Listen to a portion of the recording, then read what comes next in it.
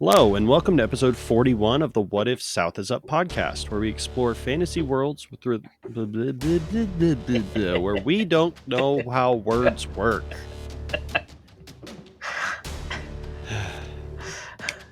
Take two.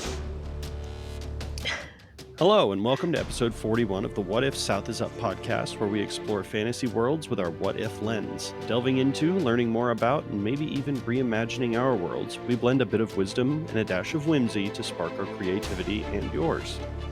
Get ready to reimagine and dig deeper as we journey from what if to what's possible. In other words, how to wing it like an author. My name is Derek Hall, creator of the Crimson Prophecy series, and I am here with my creationally challenged co-host, Christina Xtina LaFay. Not fair. Anyway, kind of fair. I'm in the middle of building my first world, a magical parallel Earth where colonization never happened in the Americas, and stalled on my first novel with Earth. Kind of fair. Yeah, kind of fair. You're not wrong. But before we go into the rest of the show and bring up all the what if scenarios and all that, what are you drinking, Mr. Hall? Plain old beer. Beer. Beer. Beer. Beer. In the form, of course, of a venerable Pabst Blue Ribbon. Hey, I'm poor, it's cheap. Alright, don't judge me. Yeah. Hey, no shade on you. Just At least it's not Bud Light. yeah. Or anything else that says light. Yeah. It's okay. I forgive you this time. Yeah, well, I got lazy and my liquor cabinet's a little spare at the moment, so. I've been there many times. I tell you what, though, that beer's doing it for me tonight. It's hitting the spot. Right in there. What do you have? I have something called the Cold Fashioned. It's by Citizen Cider. It's an old fashioned, so it has whiskey in it, but it also has cider. Oh, that sounds fun. Yeah. It's reasonable. I mean, I like a good old fashioned, so it's not a bad old fashioned. So I'm happy. I like an old fashioned, but given the choice between an old fashioned and a Manhattan, which would you take? Well, I drink Southern Comfort old fashions. So yeah, that doesn't count. Bourbon, so if I had bourbon or bust. Yeah. So if I had to choose between the two, it'd probably be the latter because it's a little bit sweeter. The Manhattan. Mm-hmm. It is a little bit sweeter, and I have a soft spot for rye. The Manhattan is typically made with rye, so. I think we've debated bourbon, rye, and whiskey before, you and I. Yep. Once or twice. Mm-hmm. Anywho, since our last episode, what's new in your world? Any breakthroughs or fresh storytelling tricks or progress or baby steps or I deleted everything and I'm starting over? I've done that a few times, but really not much. I mean, not really. I did order a planner designed specifically for ADHD folks. Oh, interesting. So we'll see how that works out. But seriously, I don't know. Spring sprung, and suddenly my to-do list is larger than a batch of bunny kits. I mean, it's grown exponentially. So I'm just trying to get hence the planner, because I'm trying to get everything organized so that I can, get on with the things. Oh yeah, absolutely. That I want to do. Oh, but did I tell you guys about the Brighter Studio that I started here in town? I know I heard about it. I don't know if it made the show. So, I have a friend that owns an art gallery, and I was the model for the figure drawing one day. Mm-hmm. And they're talking about, I'm listening to all the artists talking about how fun it is to draw figure art, and they were talking about how they liked still life drawings too. And I thought, oh my God, what a brilliant idea for writers. So once a month, I host a studio there where I create a vignette. So there's, well, I don't, the gallery store owner loves doing it. She creates a little vignette for us, and then we all use that as a writing prompt. Um, and we have like a 5 minute sprint, then a 7 minute sprint, then a 12 minute sprint until we get to the 35 minutes at the end, where we have a free write for 35 minutes. But the sprints are just meant, and the still life is just meant to get your juices flowing, Nice. get you in the headspace. Yeah.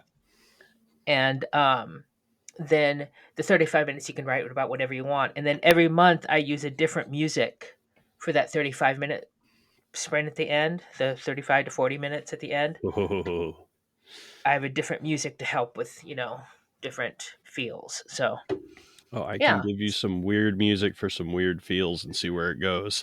Hey, I would love it. I'd love it. I'm not a good at the music thing, so I would absolutely appreciate it. So, I had my third writer studio, so that was fun. So, at least I'm doing that. Yeah. So, Yeah, that sounds fun. Too bad you're on the wrong coast. yeah, I'm trying to get over there. Just give Mm, me a moment, yeah, and I know. I know. I'm trying. But what about you? Do you? What have you been doing in the writer world? I have taken the tiniest of baby steps on my new in progress Crimson Prophecy novella. Made a little bit Hmm. of progress on that, trying to get it done. It will end up being the third of its kind once I have it finished. And I took some of the tiniest possible baby steps on book three, which will also Nice. be the third of its kind, hence being book three. Um, but yeah, it, anything helps, right? So Every step helps. I, yeah, sometimes it's, oh, I'm writing 3,000 words a day. And sometimes it's, I wrote a word today. That's enough. Yep. So and it can fall anywhere in between. I take baby steps. It's been a couple of weeks since we did an episode, and I think I maybe wrote 500 words on each of those. And it's not that much. It's just I'm busy, and that's what I have time and headspace for. So, Until we become rich and famous authors, that's what we have time and headspace for. exactly. And then they'll lock us in a hotel and say, finish it. Living the dream, baby. I cannot Yep. wait. I was like, well, you better be bringing the bourbon to me because this ain't happening without it. Yeah, exactly. Yep. Yeah. So little tiny steps, nothing drastic, just progress. Perfect. Yeah. Well, as writers, it's crucial to keep our craft sharp. We do this not only by writing, but diving into stories. Doesn't matter if the story is through reading, watching, or listening. So, Mr. Hall, any interesting stories you've consumed since our last episode? A couple of things, nothing again, nothing groundbreaking. More Witcher because Witcher. Mm-hmm. And a little bit of Greg Isles on the side. He is an author that I had the privilege to meet and know way back in the day, since he Oh, that's still sweet. lives in my hometown and many of his books are set there. It's not my usual genre. He's sort of a mystery thriller type guy, very pulpy, like action thriller sort of thing. But he Hmm. sets a lot of his books in and around where I grew up with like recognizable landmarks and folklore and things like that. So I have a soft spot. Well, that's why I like some of the Terry Brooks books because they're set in Seattle. So, Yeah, yeah, um, that's true. that's why I enjoyed them because I could totally feel that Pacific Northwest come off the page. Well, I grew up in a very um, what's the phrase I'm looking for? I grew up in a town that's not really well known unless you run in a very specific circle. Mm-hmm. So most people aren't going to get it. I grew up there. I know these places. I could take you right to them with my eyes closed to this day. And it's fascinating to me to see how he'll take like the layers of history in that town and turn it into this fictional mystery thriller serial killer whatever he decides to do. And Mm-hmm. I really like it. It's fun and it's familiar. So, yeah. Oh, I it I always, had a day at work with literally nothing to do, and I had one of his books in my bag, so I grabbed it. you know, I totally get that whole familiar fun thing because how do you, if if anybody's ever lived in a town where they film movies Hmm. and you're watching a TV show or a movie and you see something and you go, "Oh my god, I know right where that is." Hmm. It feels fun, you Yeah. know. Yeah. It doesn't even matter if what you're seeing on the screen matches what the story is actually saying, right? So the Yeah. story is saying Exactly. they're on Andor or what, it doesn't matter. You've seen this place for real life and you feel closer to the story. Andor? Are you kidding me? That's Detroit. It doesn't matter. I've been to Same shit. Detroit too. I mean, but you know what I mean. Yeah. Yeah. Yeah. No, I So, absolutely know what you mean. yeah.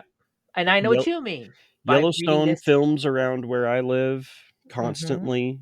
They've got a they actually have a casting call coming up this week where they're asking for locals for extras. Ooh. Um, 1923, the spin-off of Yellowstone actually filmed in my town. Harrison Ford and Helen Mirren were here. I have a bunch of friends that met them and worked with them. And Hmm. like it's cool when they do stuff like that because normally Hollywood just sort of feels like this far off thing that the average Joe can never touch, but it's really not. So, yeah, it's definitely fun. So, Brian and I are trying to plan on retiring in New Mexico, and there's a few towns we're trying to choose between. Um, so I think it's really interesting that many of these towns down there they get filmed in a lot, and Yeah. McConaughey is down there right now filming in like three of the five towns that we've decided that we want to look at. So Oh, it's that's really cool. interesting. Hmm. Yeah, he's an art collector too, so go open a gallery. There's a dime a dozen galleries out there, so Oh, hopefully I I can know. get They're in one. everywhere. It's the same way here. I'm hoping I can get in one, but we'll see. I also watched a movie called The Great Wall. It's a few years Hmm. old. I think it was 2016, something like that, with Pedro Pascal, Willem Dafoe, and Matt Damon, What? which is a really weird trio. And I didn't Right? realize that it was Pedro Pascal. I was watching it, and a family member walked in the room and goes, "What are you watching?" And I'm like, "The Mandalorian and Jason Bourne go to China." And she's like, "What?" It's like, "Yeah, and the Green Goblin was there." And she's just looking at me like I lost my mind. And then I explained it, and she's like, "Oh, that makes more sense now." Yeah, that's hilarious. I love that. Because that's basically what it is. But this movie confused me because it wants to be a historical drama, like the way it's shot and the way it feels, at least at the beginning.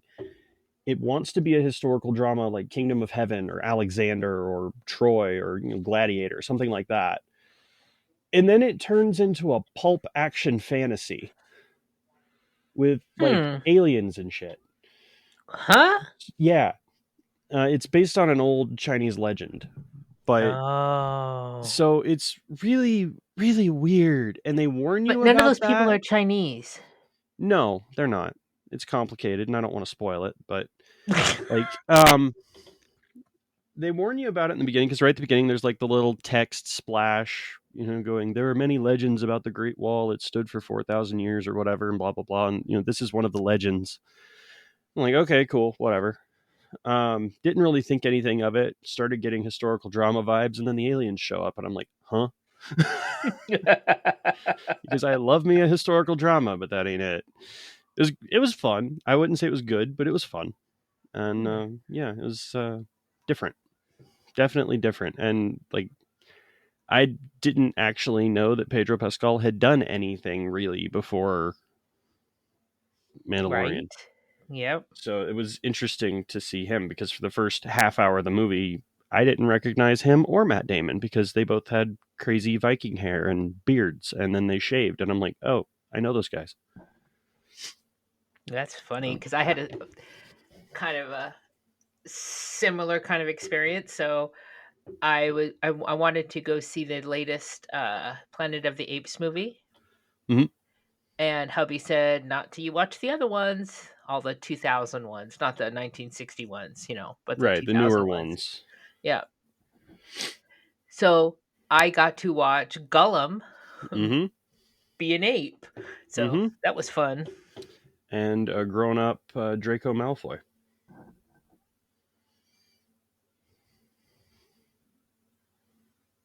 I never saw that, so I have no relation. I don't know. He's in one of them. Which one is he in? I only saw like the first two. I read the books. I just never saw the movies. He's in one of the new ones. Tom Yes. Felton is in Rise of the Planet of the Apes from 2011. Oh, from Yeah, it's one of the new ones. I It, mean, I it watched all the new ones. well, he's in I there. just You just weren't paying attention. was he an ape? No. Huh. Yeah. But anywho, I know. But so I was remember when who I else saw was in that. there? It was Who? it was oh my gosh, and the whole time he was playing his character, I kept saying it to my Commissioner Gordon was there. Mm-hmm. Yeah. Gary Oldman, Yep. also So in Harry Potter.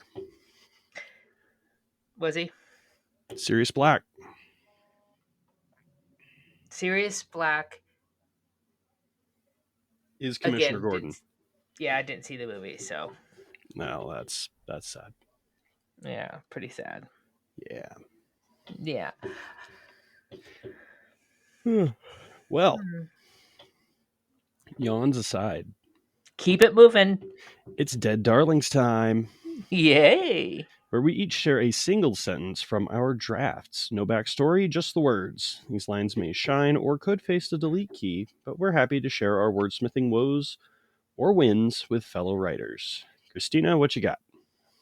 So, a line from the aforementioned writer studio. Um, Nothing spectacular, but I'll throw it out there. The largest dish on the shelf was of a shade of pink, somewhere between a bruised rose and her daughter's cheeks when the babe got too hot. It's an oddly specific shade of pink. That's okay. The I color of was pork when it's come out of the refrigerator but hasn't hit the skillet yet.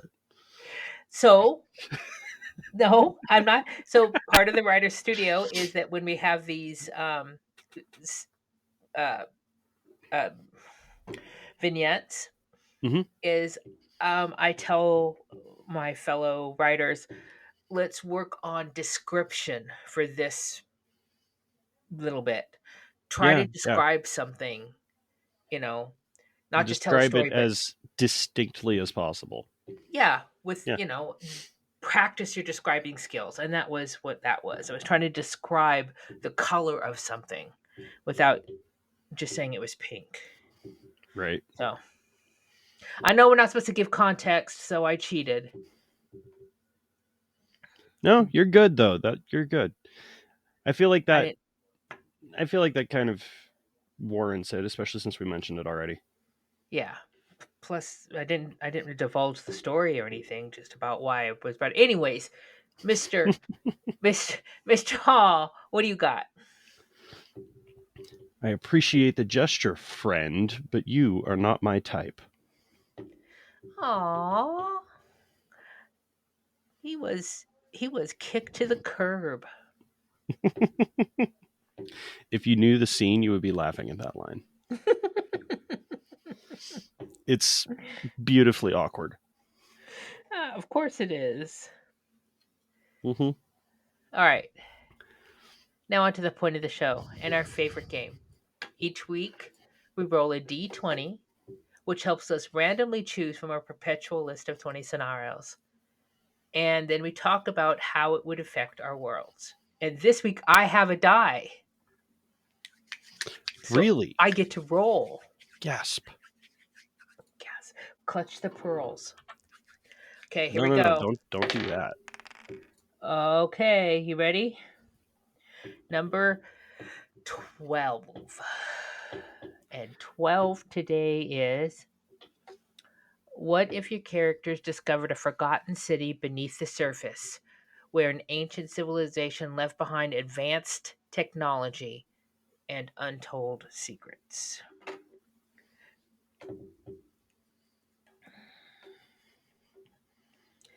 So I think the key here is we're talking about advanced technology. Technology your world does not currently has achieved.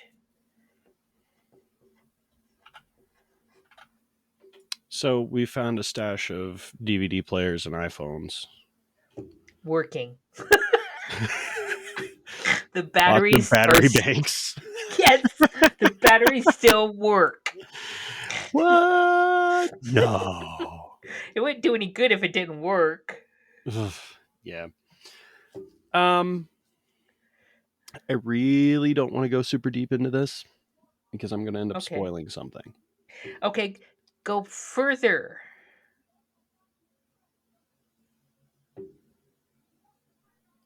Huh? I mean, further in technology. Like, No, no. so whatever your book is, like, let's just say like they found, I don't know, holographic projectors, not magic. I don't know. Well, I what's think that Anisha finding in this underground city? I don't know what she's finding, but I think she would absolutely be fascinated, and she would. I think it'd be a really hard to get her out of that underground that city Oh, until yeah, she absolutely. until she figured it all out. Mm-hmm. I don't think it would scare her at all. Yeah, I could say the same thing. I think Yeah. depending on which particular cast members ended up there, it it would be kind of a mixed bag as to what went on. I think Inara would be fascinated. I think Thalen would be fascinated for a completely different reason. Um, Edonius would be going around and putting every book he possibly could into his vault, that sort of thing. And as far as like the tech goes, I think they'd be trying to figure out how it works because it's not it's not unprecedented to find old tech that you don't know how it works Hmm. in this world. So it's excuse me. But would they recognize it as from the future or just lost tech? I see. I have a feeling they would think it was probably from the past, Hmm. because that particular group has dealt with things before that are thousands of years old that they have no comparison to. But most of that stuff is magic based in one way or another. So finding something that can do the stuff that the magic stuff does without the magic would definitely be a mind twister. But So yeah, I who it is, I think, determines a lot of how they would react. But in general, I don't think it would be fear or seal the entrance. No one can ever find this sort of thing. I don't think it would be like that per se, but I can see that given the lore of my world, them believing that they had come from Mother Earth, they'd walked from caves, right? Mm-hmm. Um, some people might believe that it's proof that they did that, Mm-hmm. and I could see that other people might be saying it's a lie, it's fake. That's not that we came from the earth but not from technology. um and I might even see other people see it as evil because in my world history the earth was almost destroyed because of uh pollution and greed. So I could see Mm-hmm. some people trying to hide it because whatever technology would be down there might be you know what they've tried to. It clearly didn't work out well. Yeah.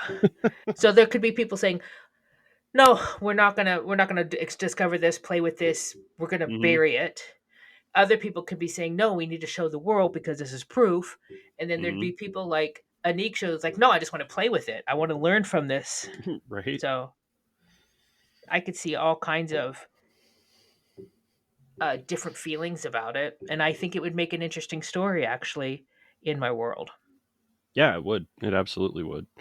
It's actually giving me ideas for a prompt I did a couple of years ago that I've been meaning to go back to. Yeah, So yeah, it's always good when we do that. yeah, ideas are fun. But Um, I with my main cast, I don't really see it being a problem. The mhm. world at large, I could see wars being fought, either to gain it for power or to protect it from somebody else. Oh, yeah. Um, so, because in general, the powers that be tend to be pretty damn greedy. Which, I mean, that's true to life, isn't it? But it's, if they found something like that and nobody had a claim to it already, like if it's just out in the middle of nowhere in kind of neutral territory and somebody finds it and then somebody else finds out about it, you're going to have problems. If it's already in somebody's territory, depending on who it is, they could have a war on their hands because somebody else is going to come try and take it. Whether they use it or not, whether they seal the entrance and leave it to its fate as a hole in the ground, it depends. But for the most part, it's it's a bar brawl. You're looking for any advantage you can possibly find. So Well, whether in that my be world, an empty bottle or a pool cue or the bar stool itself. so it's interesting what you say about territory because in my world, people can't own land any more than people can own water. Mm-hmm. Or air, I should say. You can't own air. Right. You know, you can't own land. It's for everyone. So territory wouldn't be a thing. But I could I could see people wanting to protect other people from what could happen if the technology was made aware to everybody. I don't know. I think it could Is affect. there Yeah. no sense of like political territory? Um. Like this So region is controlled by this like overarching whatever. Controlled maybe isn't the right word, but so I would say that it's less about a line in the sand, like a made up latitude, longitude, and more about what the land is made up of. So up to mm, the mountains is one people's jurisdiction. On the right. mountains would be another person's. In a in the plains would be another uh, Yeah. entities. I don't want to say person. I want to say entities, and I Yeah. don't want to say tribe because they don't call themselves tribes. But Group. so and it would fluctuate as Yeah. the earth changes and seasons change, and then eras and epochs change. Things would be in flux. I mean, I think it would change that way. But I will say that there is a hard line on the shores because it's a parallel Earth. So Hmm. yeah, Cobb is sea to shining sea, Yeah. right? How far north and how far south it goes, I haven't defined. Well, you can only go Um, so far north. I well until you got to remember to them north is the other way.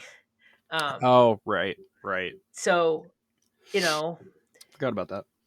so what doesn't even matter. It just like I right now I'm focusing on Turtle Island, which is all of North America. Hmm. So, um, and they would consider that their nation, one nation. But yeah, so I haven't explored how they trade with other parts of the world yet, or interact, or protect themselves from, or cooperate with. That's Right. not part of this story. So That's I a haven't, whole nother world building bag of worms. Good luck. which I've totally ignored on purpose. So A wise decision. at this point, yes, I'm getting into it a little bit with book 3, and it's kicking my ass. So, yes, a wise I decision to leave it alone. I can totally imagine. I Yep. was listening to one of my podcasts today, and they read the first part um, of this person's book, the prelude. It wasn't a prologue; it was a prelude. Hmm. Um, and they're loving how these first few paragraphs are all about the world, and then the MC's delivered or introduced after the world is introduced, Hmm. and that's really what I want in my story, for my setting, my world, to be a character in it of itself. Yeah. That goes against the conventional advice, though. Absolutely. Yeah, It because does. conventional advice is drop us into character, not world building. Do the world Hmm. building later. But they were reading this, and it just made so much sense, and it was so Hmm. beautiful. All of a sudden, maybe it was the one that Brandon used to be part of. It was a podcast he used to be part Writing of. excuses? Yes. Yeah. Yeah. Um, and it was their latest one, and it made so much sense. But it wasn't any more than two characters, but because of how the author did it, you were dragged Hmm. right in, to Interesting. focus on this one particular character who then they moved forward with. So it was beautifully done. But I do want my world to be a character in of itself, to be a focus in of itself. And I know that we're told that people don't care about the world building, the setting. That I get. People don't want to be told lore. The whole show don't tell. People don't want to learn about all the history of the world, and I don't want them to. I don't want to have to explain it either. But I want them to be immersed in this world. And I kind of use the analogy of, did you ever see the original Wizard of Oz TV show, the movie? I have never been able to finish it. Okay, but you actually saw the beginning of it. I did see the beginning of it. So the first time I watched it, and I am this old, my stepmother brought us to our neighbor's house because they had a color TV. We didn't. Right. So Right. we had never seen color TV. Hmm. Well, we probably did, but it really wasn't something we watched all the time, right? Right. Um, and so when we watch Wizard of Oz, and I'm watching, this girl, um, land in this world that's suddenly full of color. So Right. Wizard of Oz, that world is important to the story. It is the story, you know. It is an important part. It is an important character of the story. And I want my readers to experience something like that. Same way that Tolkien people that first read Tolkien when it first came out would have felt. The same way that I do not believe I'm a Tolkien, and I do not believe that I am a J whatever her name is, the Harry Potter woman. J.K. Rowling. Thank you. I am not that level of a writer, but I would love, at least for my readers, to feel like, okay, I'm in a totally different world now. And that Hmm. and I that's what I work for.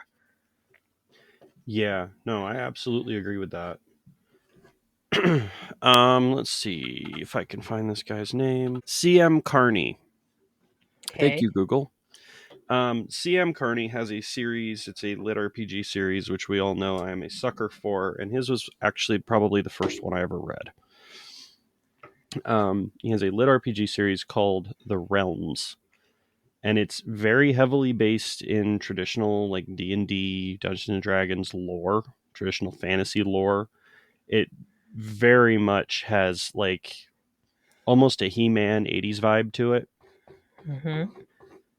But that is something that he does really, really well. Every book, within a couple of pages, you are in that story, you are in that world, and it has almost nothing to do with the characters. Mm-hmm. He does it extremely well. Highly recommended. So yes, I do absolutely get what you're going for, and it is not easy to do. It is not easy to do, especially when I have very talented, very um, uh, very talented, very good writer, friend, critique partners who want more character. They want to, dive right into the characters before the world, Mm-hmm.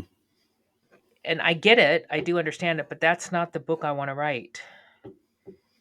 So, Yeah, no, that's fair. And any critique partner worth their salt is going to understand that mm-hmm. and try to help you get the best product that you want to create. so So that's what I'm struggling with is, how do I open up this book so that I am showing the character, but I'm actually introducing the setting too. So And I feel like in some ways that's a lot easier to do with film than it is with written work, because you absolutely. can visually set that scene. Like, think of all the epic sweeping panoramas in the Lord of the Rings films. Like, if you didn't have those, if all you had were character close-ups, would that world feel as real or as grounded? No. Good point. So even in a book, you need those wide shots, and it's hard hmm to do. But And that's what this writing excuses episode was talking about. How they opened up the author opened up with this really wide view of the world, mm-hmm, and then slowly tunneled in until he got to the main character. mm-hmm. And he only did that in a few paragraphs. But Yeah, that is by the impressive. I'm time he curious now. by the time he got to that main character, you knew what the world was. Well, you knew the immensity of the world, I should say. Mm-hmm. So, Yeah, absolutely. I think it's something we can all aspire to, mhm. whether we achieve it or not. We can just try again next time. Try again next time, and then Or the if we next do time. achieve it, quit while we're ahead.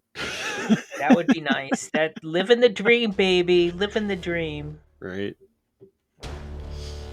Uh, Okay, as usual, we have digressed mightily. But that's okay. We wrote the rules, we can break them. If you're a world builder crafting your first universe... Wait. Well, that was fun. You took it out of the script. Go ahead. You can move now. You ruined it. It's over. Bye, everybody. I gotta put it back. Okay, it's back. There it is. Well, that was fun. If you're a world builder crafting your first universe or a seasoned creator, this includes the D&D game masters, writers, authors, or any imaginative soul at all, we would be thrilled to have you join our podcast. Drop us a line through whatifsouthisup.com or send a message via our Facebook page. We would be honored to make your world the star of an episode or even more. Remember, our list is always open for new what if scenarios. If you have a unique twist you want to explore, join us, or simply send us your what if ideas, and we'll give you all the credit. Who wouldn't love a free plug for their fantasy? Fantasy book, not fantasy. That escalated quickly. Visit our Facebook page or send us an email at whysouthisup@gmail.com. So, It's a Mr. family Derek, show, Christina. I'm trying. It's a family show. Derek, It was a family show. It was. How will folks find you on the interwebs?